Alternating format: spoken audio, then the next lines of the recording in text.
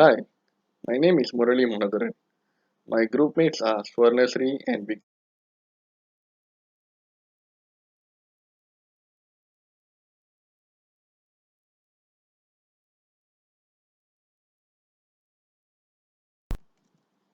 What is trade bills purchase? It is a form of short-term export or sales financing which the exporter or seller obtains from the Islamic bank upon presentation of export documents. It is the solution for exporter or sellers to bridge their financing needs and to secure payment from buyer's bank. It is a form of short-term export or sales financing which the beneficiary obtains from the bank upon presentation of export documents drawn. There are several purposes of trade bills purchase. Firstly, ability to obtain immediate funds upon presentation of necessary documents. Secondly, improve company's cash flow pending payment from buyer and as a means of financing for working capital requirements. Third, obtain financing for full amount of the bill. Fourth, bills purchase allows a seller to obtain financing and receive immediate funds in exchange for a sales document not drawn under a letter of credit. Fifthly, the bank will structure a trade bill purchase facility with the appropriate tenor according to your business requirement and a trade cycle. Lastly, sellers are not required to provide a guarantor for trade bill purchase facility. There are mainly three parties involved in trade bills purchase. Firstly, Muwarik, who is a creditor who supplies commodity and credit. Second, Mustarik, a person who is in need of cash. And lastly, the buyer who purchased the commodity from Mustarik in an open market.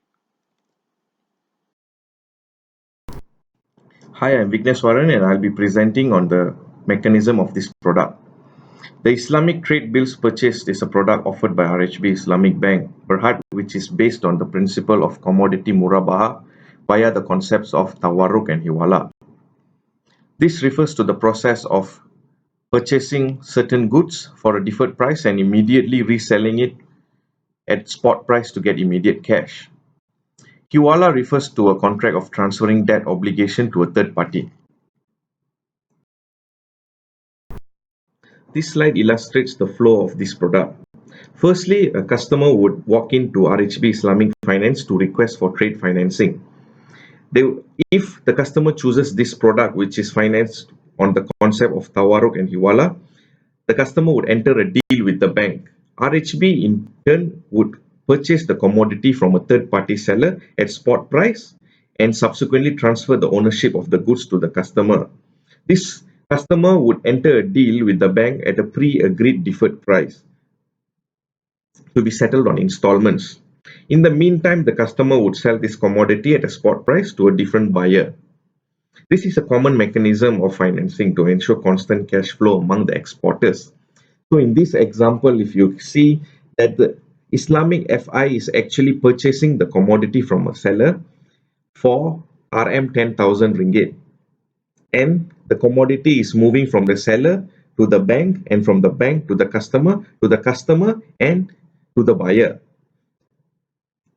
So the bank is actually making money by selling this product from purchasing it from the seller and selling it back to the customer at a cost plus profit, which is 12,000 ringgit, as flow number 7 shows.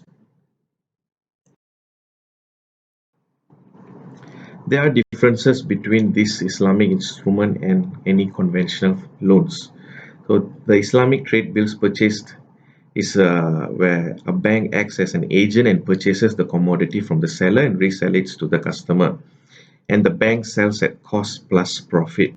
No interest is charged on this financing, but the bank may charge tawid for non-payments, and this product does not require any guarantor.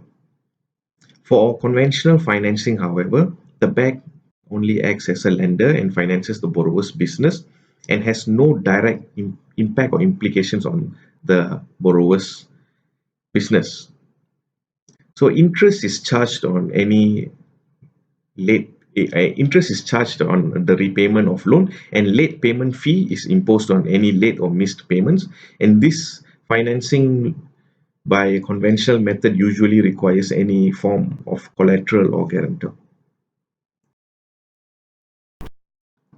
So So the analysis of rights, responsibility, returns and risks of this product shows that the customer must settle the financing amount in full upon each trade bill's purchase maturity. And the customer shall bear all professional fees, taxes, but not limited to service tax, and any out-of-pocket expenses incurred in respect to this product. And if there are any changes in fees and charges that are applicable to the financing facility, the Islamic Bank will notify the customer at least 21 calendar days prior to the effective date of the implementation. Bank shall grant IBRA or rebate on any amount payable by the customer in respect of any payment due under the facility taken up by the customer with the bank under any of the following situations.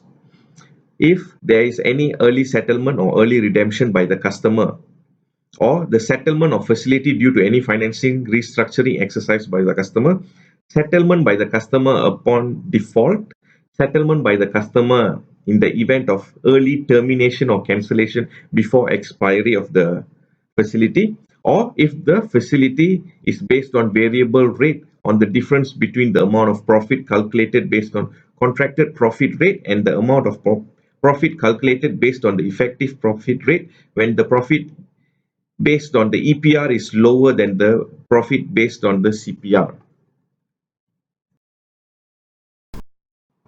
For non-payment, the bank may charge tawid or compensation if the borrower fails to make payments due to the bank. For any failure of the borrower to settle the amount before the maturity of the product, the bank may charge tawid at a rate set by the Bank Negara. The amount of compensation shall not be compounded and by any other methods approved by the Sharia Advisory Council of BNM. So next will be continued by rules and regulation by Bank Negara Muharba. So proceed to paragraph 19.2. The late payment charges should consist of tawid, compensation, for actual loss borne by the seller, which may be recognized as income to the seller. Second is gharama penalty, which should not be recognized as income. Instead, it should be channeled to the charitable bodies. Next will be rules and regulation by Bank Negara also. So Muharba contract is dissolved in the following circumstances. The purchasers in Muharba arrangement with earnest money will exercise the options not to continue the contract within the specific time. The purchasers exercise the defects options to terminate the Muharba contract. Any of the contracting parties exercise the mutually agreed option to terminate the Muharba contract within the agreed time period. The contracting parties exercise the options to terminate the Muharba contract with breach of terms, or both contracting parties mutually agree to terminate the sales of the contract. Next also will be the rules and regulations of Bank Negara Malaysia. So first is the Muharba contracts end up the full themes of contracting parties' obligation, which includes the following. First, full settlements of the selling price. Second, transfer of obligation to pay the selling price to a third party. Waiving the right by the sellers to receive the selling price through a rebate. Set off the debts obligation between the contracting parties. Upon of complications of Muharba contract, the contracting parties are free from any contractual obligation. BB requisite. So for financing amount and tenants according to the letter of offer, currency is Ringgit Malaysia and foreign currency is allowed under Islamic Financial Service Act 2013. Amount is not excessive facilities approved limit. Financing cost is cost of funds and base of funding rate. Eligible asset to be financed is halal goods and stocks, inventory and raw material. Trading fees is Bursa Suka Sila. For corporate banking or non-SMEs, SMEs under 50 per million. Stamp duties is as per Stamp Duty Act 1949. So disbursement fees is like includes fee for registration of charges and land search. Some of the documents, examples of documents. So that's all for me. Thank you. To study about the Islamic point of view, we have referred to an article titled Bay Al Tawarruk Application in Malaysian Islamic Bank, a critical assessment, Labuan Journal of Muamalat and Society, which is written by Shaharuddin in 2019. The article examines the issue of Bay al Tawaruk in the Islamic finance industry. The contract is introduced in Malaysia due to criticism raised by the Middle East Sharia scholars on Bay al Ina contract, which is predominantly used in the country.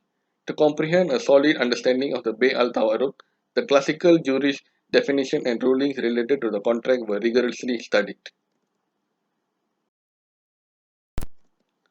Two RHB Islamic banks products, personal financing and deposit, which adopted Bay al Tawaruk contract were critically studied.